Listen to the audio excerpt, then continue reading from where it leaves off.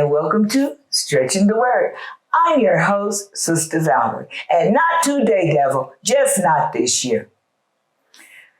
A couple of years back, there was a big hoopla and debate and all this stuff going on, about actors and professional people and basketball and football stars. It was this all blown out of proportion thing about, well, you did this and you did that and my child is watching you and da-da-da-da-da-da.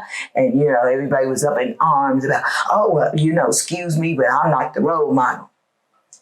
Well, as Kirk Franklin would say, we that are born again, believers, blood washed, Holy Ghost filled, people of God, we are role models. Or we should be. Why?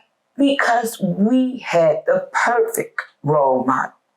We are to pattern ourselves like Jesus did. That old saying, well, what would Jesus do? Jesus was our role model. We are to follow his example.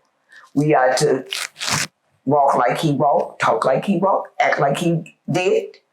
So, it's a lifestyle, people. We are role models. I'm not saying it's easy, but it's not hard. Not when you really love the Lord. You want to please him. So what do? We go the extra mile so that people can see Christ within us. That's the only way they're going to know a difference. They have to see Christ within us. So what? We have to watch what we say. We have to watch where we go. We have to watch what we do. Because believe it or not, we are always being watched. Whether we like it or not, we are role models. We have to have that excellent spirit. Sometimes people want to push our buttons. And yes, we want to snap. And sometimes we do snap. But then even after we snap, we have to do something that other people don't do. And that is, we have to go back and apologize. That's all part of being a role model. You can't be out there acting like you was acting when you wasn't born again, blood washed, Holy Ghost filled. A role model. You might get ostracized. You probably gonna get persecuted for it. But you want people to know that you have the love of God. You have to show that. You have to show that compassion. You have to watch your words. Let them be seasoned with grace. We don't have to ruff at people. You can get your point across without the profanity, without all the hooping, without the hollering. A role model, someone that the children, the young people, they can look up to you. They see enough, as people would say, old fools out there.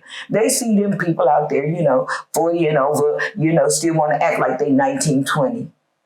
And I do mean act. It's all right to look young, be fashionable. But when you 50 and acting like and want to look like you 20, that's not a good role model. You're not setting a good example.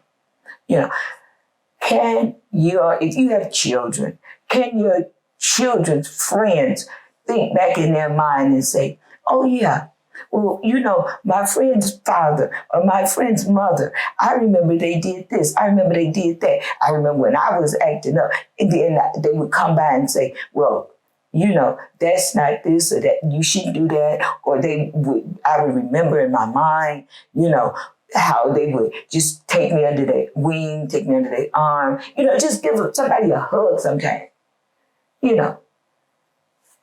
I understand there's germs out there. Don't get me wrong. You have to be led by the Lord in everything you do. But we have to set the example. If the church world is not setting a good example, and we're not setting a good pattern, then what do we expect the world to be? It's going to be like it is. Chaotic, violent, hateful, and off the chart until we, the born again, blood washed, Holy Ghost filled, baptized believers of Christ become the role model.